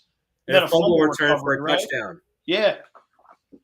Dude, that defense, they were flying around all game. Now, when you've got Browning at quarterback for the Bengals. I don't know what you should expect, but the Bengals really looked like they took so many steps back. And especially with the defense that they have, like, you have to put up points. You don't have an option. The Bengals defense is like Swiss cheese. There's holes all over that thing. Well, I mean, the Bengals had 5 turnovers and 3 fumbles. 2 defensive touchdowns. So Isaiah Rodgers, I don't know how much do you value Pro Football Focus? What was that? How much stock do you put into the website Pro Football Focus? Me personally, not too much. Why? What are they saying? Isaiah Rodgers had the greatest game in the history of their website. He had a 99.9 score. I mean, based on his performance, I'll give him that. He balled out. He really balled out that game. I do wish the Birds still had him at this point, but you know what? We live and we learn, right? I mean, good for him. I mean, he went from being banned a year for gambling, goes to the Birds, wins the bowl. Now he's balling out on the Minnesota Vikings. Like, good for him, man. Good for him. Nice to say. Lost in the sauce here. So the Vikings had a really awful loss to the Atlanta Falcons the week before. J.J. McCarthy sprained his ankle. The conspiracy theory was that we have a caller. Line 1's ringing. Yes. Who we got? Hello, Chris. We are on the air, sir. Can you hear? Hold on. Chris, can you hear us? I can hear you, gentlemen. Can you hear me? Yes, I can. Mr. Haffey, you are now live on the P-Lot Podcast. Corey, can you hear me over there? Not too well, but we got you. It's all right. Sorry about that. Gentlemen, pleasure to be on the podcast. Sorry if I interrupted this recap. Are we able to transition over to the Cardinals and Seattle Seahawks upcoming? Yeah, sure, we'll do that. I mean, we're talking about the Vikings and the Bengals, but we kind of talked about that annihilation. So, why don't we take a break and then we'll talk about the Thursday night game, and then we can kind of maybe start speeding up here a little bit, Corey. So, Thursday night, Cardinals, Seahawks. I think that's going to be a good game, Haffey. What are your thoughts? Do you think that's going to be an entertaining game? All right, so I've got 3 points here. I've been thinking about a lot. So my first point here is going to be the Cardinals have had a lot of offensive struggles. I mean, here's where we'll start. James Conner just popped Achilles or whatever he did there. Did he blow up his knee or ankle, whatever it was? Done for the season. Now you got Trey Benson at RB1. I don't think that was anyone's set up at the beginning of the year. So that's their situation there. Also, we've got a gentleman formerly known as Maserati Marv. I've been referring to him as Mitsubishi Marv. Yes, Mr. Mitsubishi Marv. Yes. Yeah, he doesn't. Don't kill me, Marv Senior. But what happened to him this offseason? I don't understand what's going on there. He's also afraid of catching the ball. I have a hypothetical for you. Would you rather have Marv or Brian Thomas Jr. right now? I don't know. That's personally. Like saying, would you rather have all your tires slashed or your windows shattered? Precisely. I want neither. And then lastly, this last little point I have for the Cardinals offense, Kyler Murray, I just have very small. He's a small gentleman, and I don't think you can win with that at quarterback. Moving forward, the Seattle defense only let up 17 points in any game this year. So the gentlemen are coming to play. They're flying around the ball. I think I know where you're going with this. If they can stuff the run, if they can, just force Kyler Murray to beat them passing, I don't see a reason why that they would lose this game. Lastly, Seattle is our slight betting favorite in this game. They're minus 122 is the favorite, minus 1.5 on the spread. I mean, I don't see why you wouldn't take the Seattle spread here. 1.5 right now. It's the current line. Yeah, I mean, I'm taking the Seattle spread. I'm taking the under at 43.5. I think that Seattle defense shows up. I think Kyler Murray poops his pants. Mitsubishi Mars lives up to his name. And I'm also taking a Jackson Smith and Jigba touchdown. It's going to bring us to plus 850 here on a parlay for you. You folks at home, I know these books are throwing boosts out there. Throw a boost on your bet, please, and get that up to a respectable number. All right, Mr. Hat. Corey, I didn't think we'd ever help people make money on this podcast, but, there we go. Hey, that's the business we're in, John. Day job and the night job. We're just out here making a couple bucks. I love the Seahawks minus 1.5. I do not think there's a snowball's chance in hell the Cardinals win in any capacity. They just look terrible. I mean, to Haffy's point, Mitsubishi Marv, he looks scared. Did you see the bad drop where he's looking into the sky when he's dropping the ball? Yes. Like, what are you doing? Did you see after the game where like he was almost in tears? Oh. He's like, I need to be better or something like that. It's like, dude, just go out there and catch the goddamn ball and you'll be all right. Like, do you remember last year when people were giving Kyler Murray crap for not throwing him the ball? And he's like, it's not my job to give him the ball, but he looked pissed when he was saying it. Do you think he's just annoyed at him? Like, because if you remember, dude, so Haffy, you're a big time card guy like me. Do you remember when Marv didn't have any autographs in circulation for like a year because his dad forged his contract with Fanatics? Yeah, I mean, I think that probably was a red flag. I don't think pointing to anything around his upbringing will ever be a real point towards Marv. Please don't kill me. The guy just does not have his focus on the field. I don't get what it is.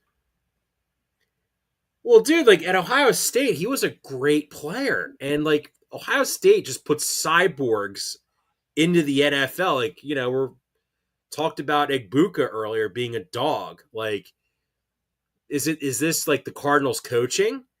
Is it, I just mentioned how Shane Waldron is like Satan incarnate in terms of the NFL coaching world. If you're a wide receiver, you're going to suck with him as your coach. Like, is this a coaching thing? I think there's got to be something in that building that just nurtures mediocrity, because I think when you go down there as a player, you just you're never above mid. I feel like they never have a guy that becomes elite down there, and I don't understand why. I mean, Larry Fitzgerald is literally the outlier in my mind. Do you feel like the Cardinals have the same issue like the Dolphins have, where guys go there not for football reasons? Yeah, I mean, you can save on taxes and you get great weather. Golf. I don't understand why it wouldn't be a great retirement spot. Ouch. All right, John, I have one request. If you could let me cook here real quick. I have I was going to call this my betting corner. If you could give me the floor here real quick. Mm-hmm. Absolutely. Cue the German club music. All right, boys. Big weekend in college football here. First off, thoughts and prayers out to the Irsay family. Love you, Mr. Irsay. Alrighty, first game. We got Houston versus Oregon State. We're taking the over 47.5. Oregon State. Take that, Beavers. USC versus Illinois over 59.5. Not a lick of defense being played in this game. Also, Illinois. I hate you, Brett Bielema. Oregon versus PSU in the whiteout. We're taking Oregon plus 3.5. Let's go Ducks, baby. They are just a regrettable team. Cannot be supporting them. Lastly, we're going back to the well here, boys. We're going back to the well. South Carolina versus Kentucky. We're taking the Cox minus 250 money line. We got to believe in the first. We got to hope that these Heisman clips somehow hit. This is a real cup check game. You get the rat's ass in the locker room. Parlay that together. Plus 887. Throw another boost on there. Like I said, you're a degenerate. They're giving you more. God bless. God be with you. Corey and John, have a great rest of your pod. Thank you. Have a wonderful night, Mr. Haffy. Wow, usually people call into like WIP, they basically sound like absolute morons. Like you wonder like how they were allowed to like graduate middle school when they call in. John, they're drinking water from the Schuylkill River. Yeah, They're drinking the Schuylkill but our water. Come on callers now. are giving you like money making advice. Yeah, This is like Happy's up there if I had drinking. Warren Buffett hop on this show and be like, John, I want you need to start buying some stocks. Yeah, get a couple $100,000 and buy a Berkshire stock. Oh, that was electric. Okay, we got the Thursday game covered here, but do you want to just keep knocking out the rest of some of these pro games, like Saints Seahawks? The Seahawks annihilated the Saints. Whoop de doo. Yeah. I was at the Birds game, and I'm like, 35-3. Like, what time's left in the game? It's like 8 minutes in the second quarter. Yeah. I'm like, yikes. Okay, all right. I mean, the Saints are another franchise that. I'm glad they're bad again. What's going on there? Because used to be their nickname was the Aints. Like the Bengals were the Bungles. Now the Saints are the Aints. Like their fans could put the paper bags on their heads and draw the tears on the bags. I hate it here.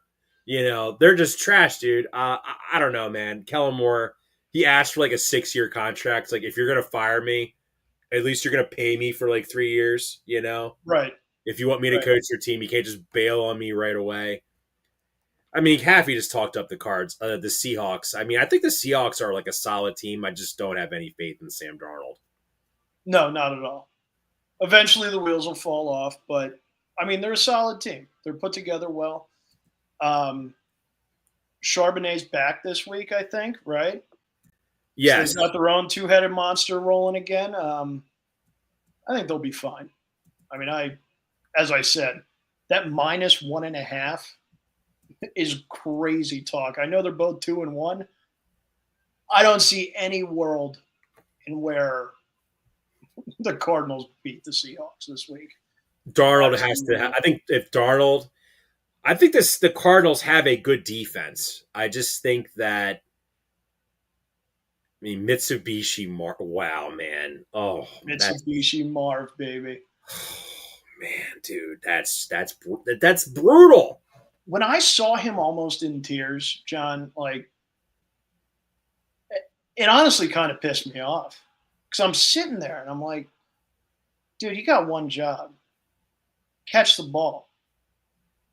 And you're just out there dropping passes, and you're gonna be like, "Oh, woe is me," blah blah blah. Like, figure it the hell out. You're making. Could you imagine if Richard Sherman, was still playing ball and Marvin Harrison Jr. is crying, or like Aqib Talib? Oh my God, they would be having a field day. They would say the most vile things to mankind to that guy. They would give him a reason to be in tears. 100%. Let's move on to like a real game. Let's move on to an actually was a competitive game. Broncos Chargers. I picked the Broncos to win the AFC West. I was half correct. The Chiefs ain't winning the AFC West, but it looks like it's going to be the Los Angeles Chargers. I picked the Broncos before this game. I thought the Chargers would charger it up. Now I just mentioned the Jets is jetting it up. The Chargers were going to charger it up. They did not charger it up. But the Chargers might have an MVP quarterback. I said the same thing. I said, I think for MVP, Josh Allen's obviously in that combo. But listen, man, people want Justin Herbert to succeed, maybe more than other quarterbacks. They're playing winning football. Jim Harbaugh. I know you want to make Connor Stallions jokes and make fun of Michigan. The guy just wins everywhere he goes as a coach, man. Like, yeah, you can't knock it. You can't deny it. He puts his guys in a position to succeed. I will say on the Herbert talk, though, all you need to do is watch that play where he escapes the pocket. He's running left, and he slings it to Keenan Allen in the end zone. That was one of the crazier throws I've seen. You know, everybody talks about Mahomes making these insane passes. Like, I would put that play up there with one of the best passes we've seen in recent memory. It was so good. Like, he couldn't have put that ball anywhere else. You know? Yeah, we're gonna pull it up right now. 6. Herbert to the air. Pipkins the block at the right tackle. Got away from Allen. Herbert alive and the throw. Caught. Touchdown. Touchdown. Allen. What a play. I could watch that like 15 more times. To the air. Pipkins the block at the right tackle. Got away from Allen. Herbert alive and the throw. Caught. Touchdown. Touchdown. And that was great coverage too. What a play. Great coverage. I feel like Keenan Allen has like absolutely zero knee cartilage and no knee ligaments yet, and yet this man can still play football at a relatively high level. But to your point, John, he is one injury away from retirement. Yeah, he's like a Honda Accord, like a 2003 Honda Accord with 350,000 miles on it that still runs. But yes, if one thing happens, that entire car's going to like just fall apart completely. One missed oil change away from engine failure. Yes, I agree. But here's the thing, though, man. Like, look at the Broncos. So, my normal co-host, he is not a fan of Bo Nix. Whenever we talk about the Broncos and like them not playing well, he goes like this so he can crap on Bo Nix. Bo Nix did not play well in this game. Justin Herbert played exceedingly well in this game. And yet, Chargers squeaked by on a field goal. I mean, Broncos defense is elite. elite. So is the Chargers, though. So with that being said, like,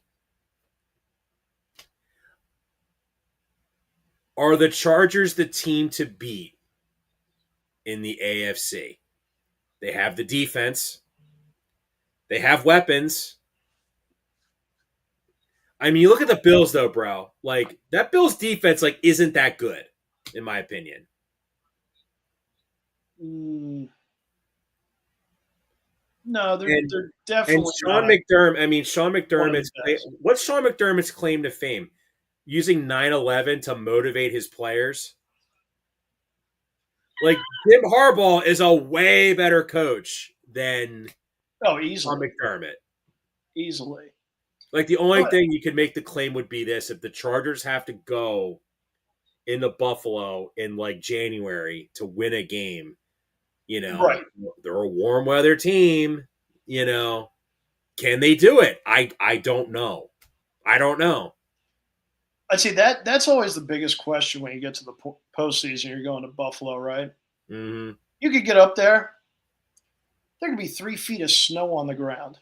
Yeah, they got to plow you out just to get. Justin Herbert making that throw in like negative 20-degree weather? Probably not. Keenan Allen running that route and making that catch in 20-degree weather? Probably not, John. You talk about knee cartilage. When you don't have any, those joints hurt when it's that cold. I can tell you. I could honestly see the Chargers. Like, I could see Quentin Johnston, even though he's been playing well, dropping a key pass, and then like that's like the. But that's the thing with the Chargers too.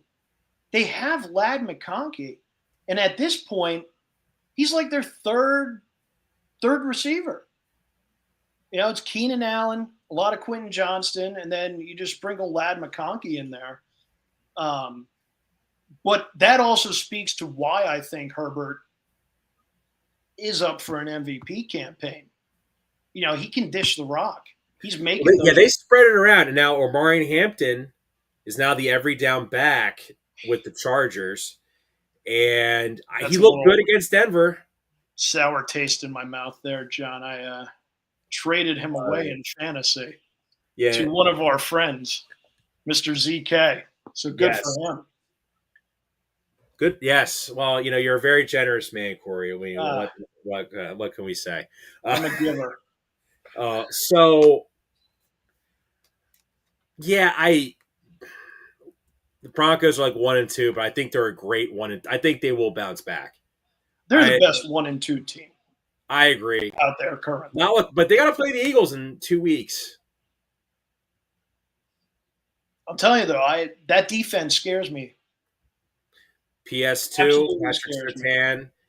I mean, good pass rush, Nick Bonito. You know, they got ballers on that team, especially on that defense. Yeah, and Bo Nix may not be playing well right now, but you look at last season, second half of the season, he really picked it up. He looked like a wizard out there, second half of last season. Like he's got it in him. You know, they just got to get rolling a little bit. Yeah. Oh, ho, ho, ho, ho. Oh, I can't wait to talk about this. Cowboys Bears. Oh boy. I was texting Michael about this one, and I was like, Michael, are the Cowboys going to be the team that gives Caleb Williams his confidence to be an NFL quarterback? You look good. You look damn good, Caleb Williams. How many yards? Plus over 400, right?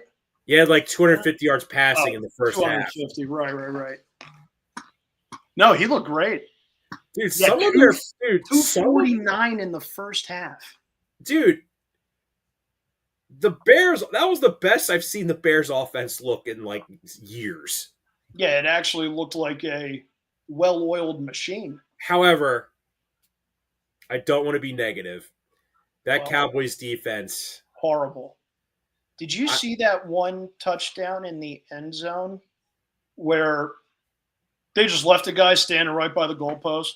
I mean, Cole Kmet, when he's like wide open, there's no one within 30 yards of him. Didn't even think to have somebody over the top or covering him at all.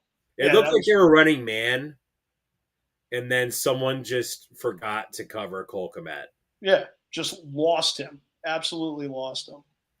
Because they were worried about like Rome, Dunze, DJ Moore, Zacchaeus. How about Luther Burden? That looked like the Luther Burden breakout game. Yes. But I think that it's like Ben Johnson likes to get different guys involved. But right now, that Bears offense is definitely Rome, and it's definitely DJ Moore. Oh, 100%. And here's the thing, though, too, I want to bring up. Like, obviously, like, Cowboys fans are like, CD got hurt early in the game. Dude, that looked bad. Like, the video of him hurting his ankle, I thought he blew his Achilles out. Our friend Mr. Haffey showed me like a close-up today that I did not see until this morning. If my ankle turned that direction, they would have to amputate my leg from there down. Like I would no longer have a foot or an ankle. That looked horrible. The fact he was trying to get back out there is absolutely insane. Well, so, dude, like, let me ask you this with the Cowboys. Like, they hired Brian Schottenheimer to be their head coach. I think he's going to be one and done. But, man, hiring Eberflus to be their D coordinator after the disaster he was with the Bears. Bro, listen, I'm all for the Cowboys' downfall. I am 100% down for the Cowboys' downfall. Dude, this is like pathetic. This is pathetic to watch. I mean, John, ever since the offseason, they've been a joke. Like Jerry Jones may as well wear a clown mask out there. You know, the whole Micah Parsons thing, the hiring of the D coordinator. Like, I love it. I absolutely love it. Because there's no team I hate more than the damn Dallas Cowboys. And to watch them struggle like that and watch Jerry Jones be an absolute joke of an owner, I mean, it's great. But at the same time, Cowboys offense, they're not horrible. No, Dak's playing well, but their problem is like their defense is so bad when you're a play caller. Now you're going to hesitate calling runs because, like, what if you have to go punt and then you punt and then your defense gives up another touchdown? and now you're down 2 possessions, and now you become one-dimensional. This is the problem when you have a god-awful defense and you don't have like Jamar Chase and T. Higgins as your receivers, where your quarterback's going to be slinging the ball the entire time during the game, where instead it's CeeDee Lamb and, one of the most overrated players in the league in George Pickens. Can't stand him. He is so great talent, but you saw the crash out he had on the sideline. Yeah. I mean, he's got to get his mind right. I mean, after all that nonsense last season, and then to come back and just ramp it up again, I mean, I don't know, man. He's like a waste of talent. So do you think? So do you think with this, like Bears Antonio player, Brown towards the end of his career, right? That's how he's acting. Do you think with the Bears though? I mean, he got a last place schedule, but man, like they looked so bad the first 2 games. They had this game. Now it's like everyone's like conveniently forgetting like the first 2 weeks. Like what? I mean, was this just like a? I think Hey, like this is what the Bears can do, but I don't know. Like I don't know. What are your thoughts on that? I mean, I think it's what the Bears can do when you play a team that pretty much does not have a defense. Caleb Williams looked like a magician out there, but the Cowboys defense is just so bad. Like you can't use this as like a target on the barometer for what you're expecting out of the Chicago Bears. But like they're playing a last place schedule, so like you'd think, hey, you play bad defenses, like okay, we just need to get better on. Like they're playing the Raiders this week, Corey. Genty breakout game, John. I think Caleb slings another four touchdowns, and I don't know. Yeah, but I truly believe they're doing load management with Genty. Load management. That's what Chip Kelly said. Yeah, load management. He thinks he's Doc Rivers. Load management with a 22-year-old hoss. Like, what are we talking about? What are we talking about here? What do they expect to win the Super Bowl? You need Genty in February? Like, come on now. Let the boys rock. Come on. But no, like, to our point about the Bears, right? Like, yeah, they looked good, but they also played the Cowboys, who don't have a defense. Definitely not a tick on the barometer for what we're going to expect out of the Chicago Bears. That's just it, man. I mean, Cardinals, Niners. I mean, dude, like the Niners have no players. Like, no. And by that I mean they're all injured. John, we could go out there and they might give us a little contract to start playing a little bit. Why are they always hurt? I don't know. You start thinking like, what kind of strength and conditioning coaches do they have? Like there has to be a problem. Like, why is everybody always hurt? I mean, I'm surprised Christian McCaffrey is still standing. We were talking about that before the season even started, where it was like he was just crumbling, absolutely disintegrating. I heard a theory where he's just sucking like the life force of his teammates to keep himself healthy, which is why they're all injured. He's like a vampire. What are your thoughts on? Let me ask you this too, though. Like the big story is Mac Jones. Oh my God! Return of the Mac. Oh, that's a headline, by the way. Great song. Return of the Mac. Great song. I mean, Mac Jones in 2 games as the Niners quarterback, 4 tutties, 1 pick. I mean, listen, man, Shanahan. I'm not a big Shanahan fan. I can't deny the fact that he's a good schemer.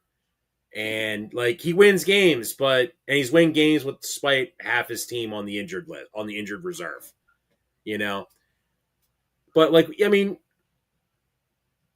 if you're a Niners fan, don't you feel kind of pissed now? You paid Brock Purdy all this money, and yet you have Mac Jones coming in and basically doing the exact same job as Brock Purdy. I never thought Brock Purdy was that good. I thought they just put him in a position to be successful. Like, if he went to, I don't know, John, pick a team. Pick any team. The like Tennessee Titans. There you go. Would Brock Purdy be successful there? No, he'd be benched by like week 7. Yes. No. They'd be out there looking for some guy like Carson Wentz or something to come in and sling the rock a little bit. Right.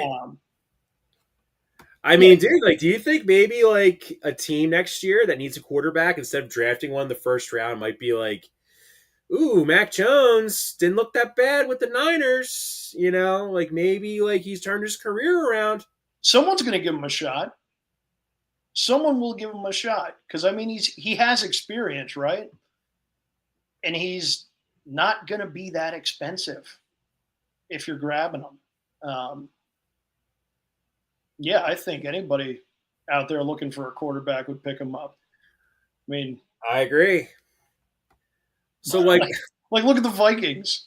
They were throwing J.J. McCarthy out there to start the year, and he does show some promise. But he looked like the worst quarterback in the league for 7 out of the 8 quarters he played. Exactly. Like somebody like the Vikings might look and be like, well, it's better than what we got. We'll see. Oh boy, this is another game I want to talk about, bro. The Kansas City Chiefs Giants game. I mean, the news came out today. Jackson Dart has been installed as the Giants quarterback. Let him spin. Why was he installed as the Giants quarterback? Well, I'm going to find that sequence of the worst red zone sequence I think I've watched in my 36 years on planet Earth. Russell Wilson, bad. Just bad. Let's see what comes up here on Twitter. Russell Wilson, throw to locker room. I think we might have. Where's the chat here? My brother's been blowing up the chat. Oh, he said Brock Purdy. It's like a Sam Darnold scenario. I see him. Oh, he's watching us on the. Yeah, he's watching us on YouTube there. Yeah, so let's. Oh, well, I'm trying to. Oh, here we go. Here's the sequence. I'm going to play. We're going to watch this sequence, okay, class? We're going to watch this. Oh, man. I can't wait. I'm so excited. Big trust. Come on. Oh, boy. On this side of the 2-minute warning. Get the ball back. Wilson. Open. Push it up the tunnel. Oh, it's great. Design run, Wilson. Okay. Wait, hold on. I'm going to pause this here for a second. So when they were running these design QB runs, Jackson Dart was running them.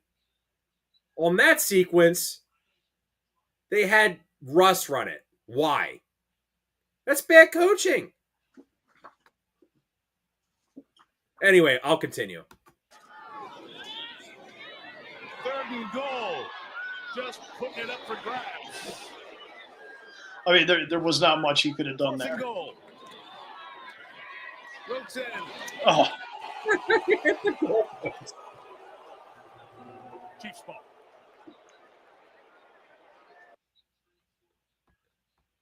Honestly, though, the Giants are another team where, I mean, I have friends that are Giants fans, but I love when they're in absolute shambles. Absolutely love it. Especially against a Chiefs team that is not good. They're not good. The defense is all right. No, the Chiefs' defense is good. I think their defense is legit. I think their offense, they're missing guys. Their offense is a nightmare right now. I mean, they have no receivers. dude, Travis Rashee Rice. Kelce. I would say this: Rashee Rice has got a lot of pressure on him when he comes back. He's there to save their passing attack, right? Well, and Worthy. Here's dude. I got to be honest about Xavier Worthy. I think he's like the modern day Todd Pinkston. That sounds That's a really hot take. That sounds really effed up. Undersized, gets hurt easily. Like never going to be a number one receiver. I don't think. I think. Yeah, man. Yeah, that's true, John. Like he would be a great complimentary wide receiver to an elite wide receiver. Like Pinkston's best year was when he was playing with T.O. because no one was covering him. No one was sweating him. 100%. Now that he's on the Chiefs, teams are going to give him, pay him attention. Well, and that's the thing. Trav at this point just doesn't have the juice anymore. He's getting old.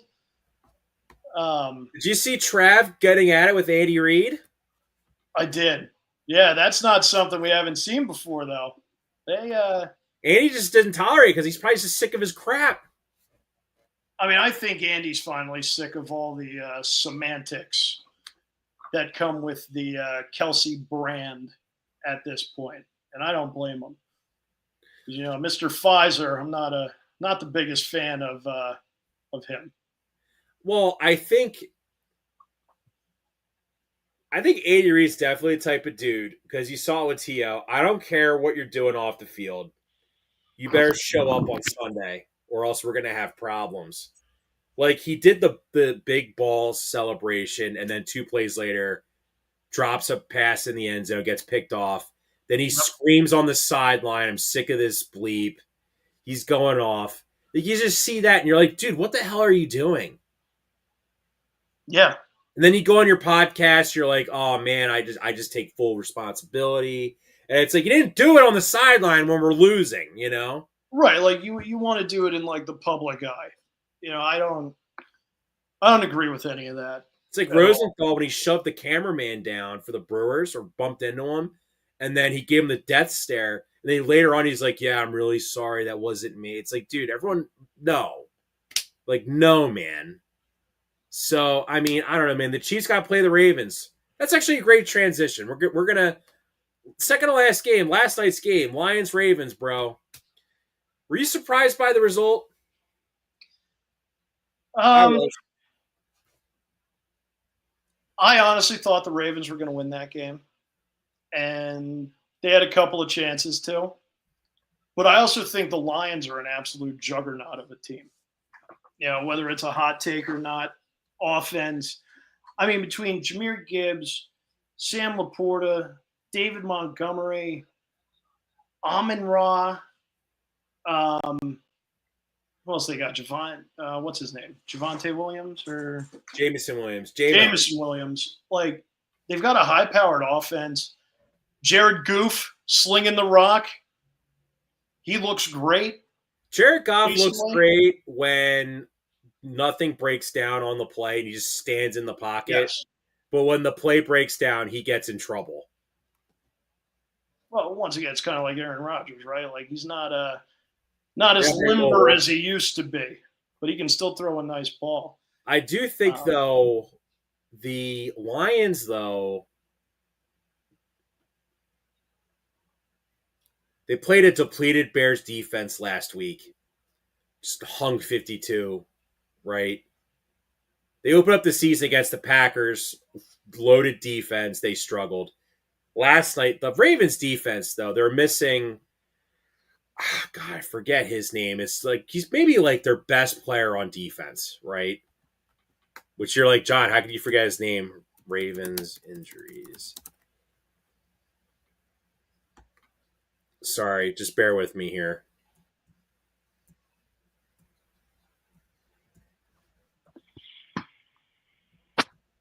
They're like Kyle Van Noy's banged up. They were missing Namdi, Madu Buke, their nose tackle. He's a dog. He is a beast. He was out. I'm not trying to like poo-poo the Lions here. I want to see what they do against a legit defense again before I start crowning them like they're back. That's all. That Ravens defense sucks, and it shouldn't suck. Right. I mean, the Lions' defense is all right too, but the Ravens hung 30. Imagine being a Ravens fan at that game, Monday Night Football. You Ray Lewis, Ed Reed.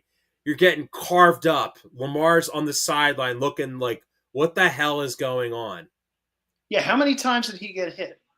Like He was pressured 30 times and sacked 7 times. Sacked 7, right? Yeah. That's probably like the most he's ever been hit in his career. It felt like. Oh, yeah. Honestly. Like, whoever the right tackle is got dominated almost every snap in the second half by Hutchinson. Well, Aiden Hutchinson is... I know, Aiden Hutchinson's a dog, but he's coming off a serious injury. He's working his way back in, trying to get warmed back up. He looked warmed up, yes, last night. I will say this. He had the juice last night. Well, let me ask you this with the Ravens offense, though. Obviously, Lamar, one of the GOAT quarterbacks right now in the NFL. What the hell is wrong with Derrick Henry with protecting the ball? I think he's gotten comfortable. I think he's gotten comfortable out there. Okay, that's uncharacteristic. Pretend this is a football. Humor me for a moment. He's holding the ball like this upright. Yeah. He's holding it like a loaf of bread. He's not tucking it. Yeah, I don't know. Because he's fumbled, three times? Yes, he's the only running back in the NFL who has fumbled in 3 straight weeks. Yeah. And last year, he might have had 3 the whole season. The whole entire season. Yeah, I really don't know what the problem is. That's what cost him the game. Yeah, he does not look like the Derrick Henry of the past. That is for sure. He has he's got some glimpses of the old Derrick Henry, but I mean, at this point, he's definitely not what he used to be. And then we go, and you mentioned the Lions are a juggernaut. The only problem with their defense is their secondary stinks. Yeah. Everyone but Brian Branch stinks. And speaking of that, too, C.J. Gardner-Johnson was recently released. I think a lot of people are talking about the Birds potentially picking him back up. I think he might go back to the Lions. They desperately need help in that secondary. Yeah, that's true. As much as we say the Eagles need help in their secondary, the Eagles have some dogs in that secondary. Yeah, besides Brian Branch, the Lions kind of don't. I know they have Kirby Joseph, but, I think he's more of a dirty player who, throws his body around. You saw it last night, Lamar was carving him up until they ran, engage 8 every play on Lamar. Mad and he started going after him. Yes. Their D coordinator's screw it. He's going to throw it for 400 yards anyway. Let's just go get him. Let's send the house at him and see what happens. Right. Speaking of the Birds, we'll wrap up the podcast tonight. So I said some things. I said that I needed to smoke a cigarette after the game, and I don't even smoke. I said this must be like what doing bath salts is like, I suppose. I don't know. Self-loathing and then euphoria afterwards. The greatest feeling ever? Is that what we're saying? No, dude. So, all right. Game starts. Turnover, first drive. Stadium's juiced. Eagles get the touchdown off the tush push. Apparently, there was a false start when you saw it on TV, right? You saw the false start, right? They didn't get called. But also, John, before we get into it, yes, they do start moving a little bit before they should, but that damn defense is always in the neutral zone. They are over the ball. That's probably why they don't call it. It's same. We're gonna call same but different. You saw what happened in the AFC Championship game when they kept trying to stop it, and they delayed the game by 20 minutes. And I think the officials are screw it. Yeah, But at the same time, like the defense has an advantage on that play too. They are lined up over the ball.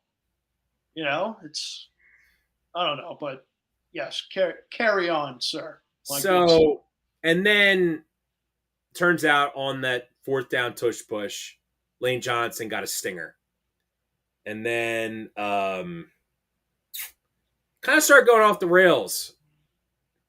Until like the Eagles can't apparently field a kickoff. I mean, by the fifth one that was dropped, the whole stadium, everyone was like literally screaming, like, please catch the ball.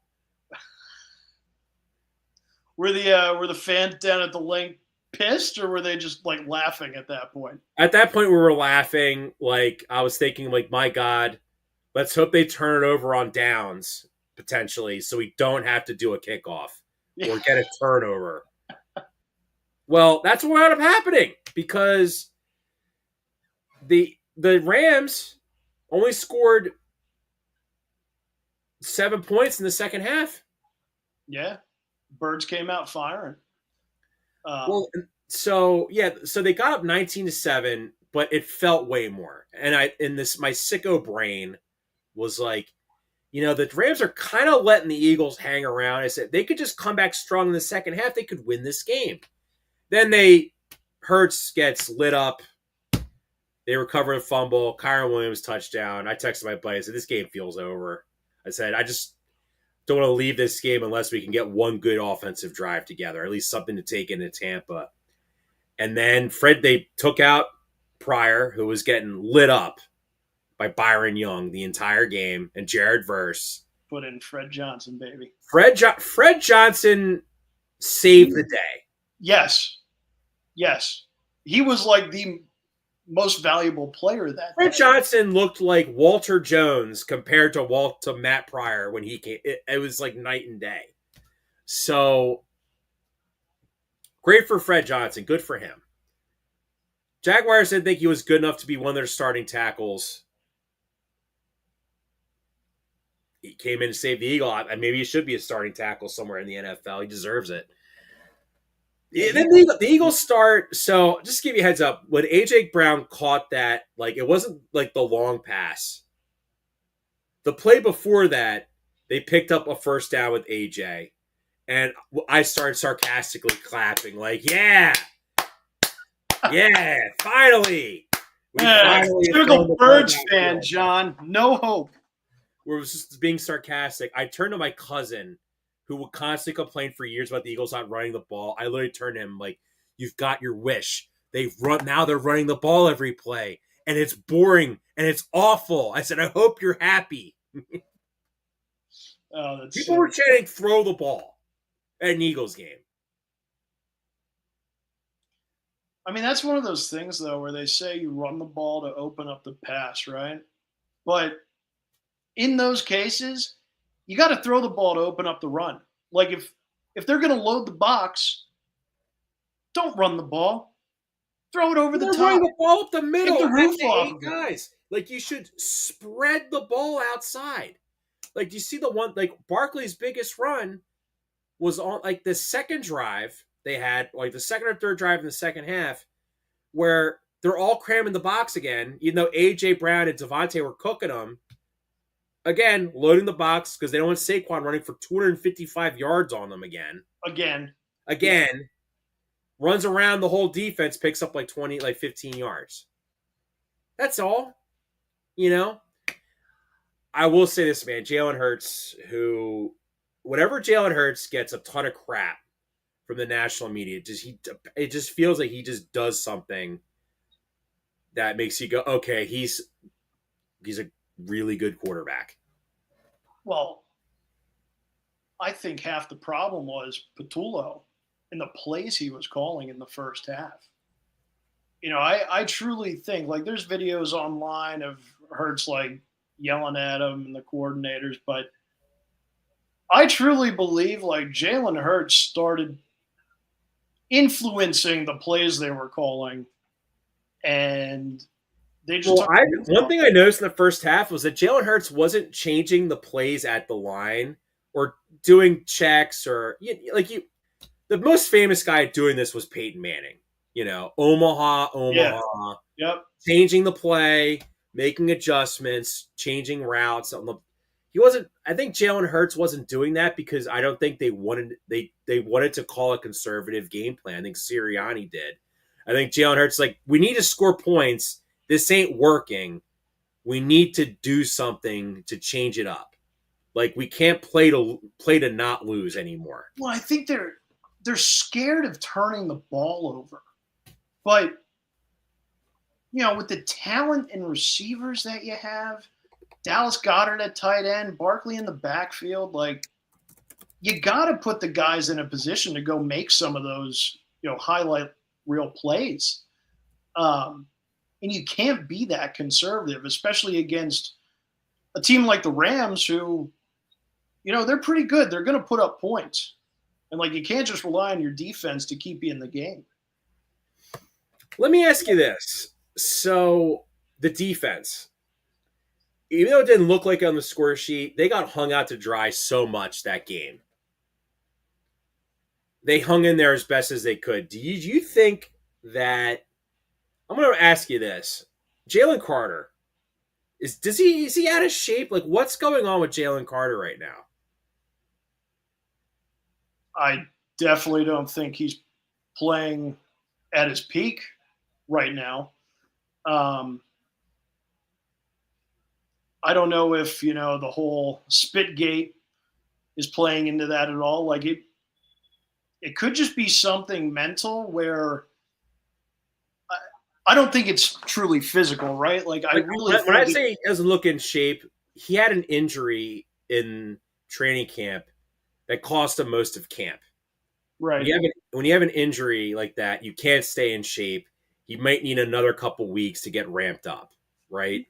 Right, but what I'm saying too is I think he's pressing mentally is a little messed up right now after the Spitgate, right? Because everybody's been on him. He's the type of player, even in college, where he just plays with that tenacity.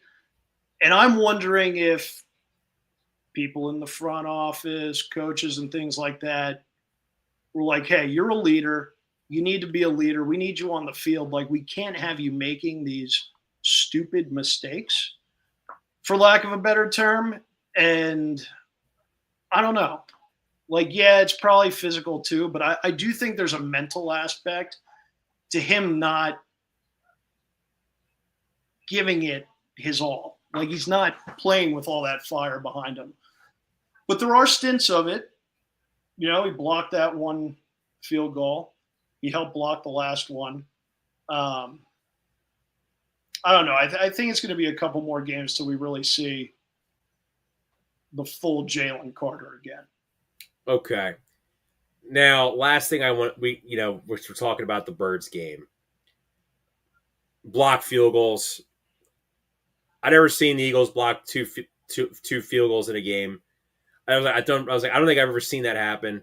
Well, that was correct because the last time they did it was actually, believe it or not, 50 years to the day of that game against the New York Giants, where Bill Berge blocked 2 field goals against the Giants.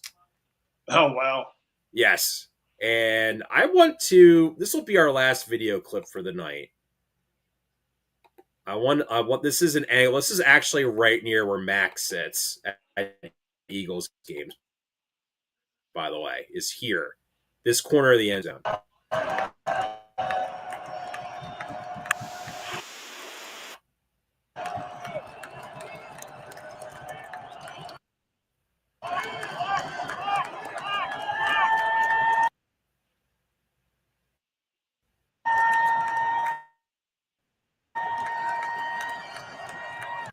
Oh my God, it's Buffalo.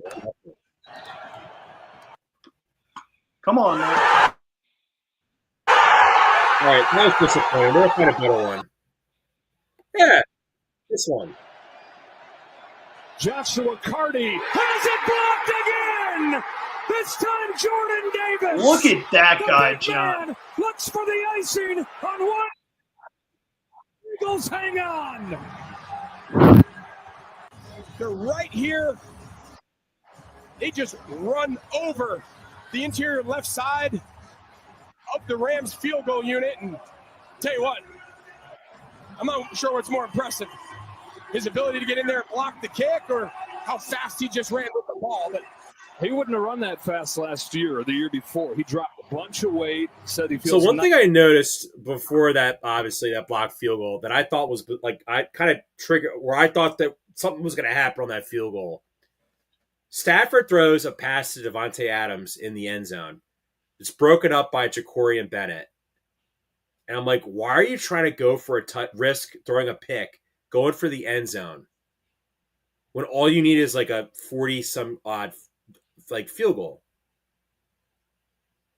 Well, especially because when they were running the ball, they were just picking up 4 or 5 yards a clip.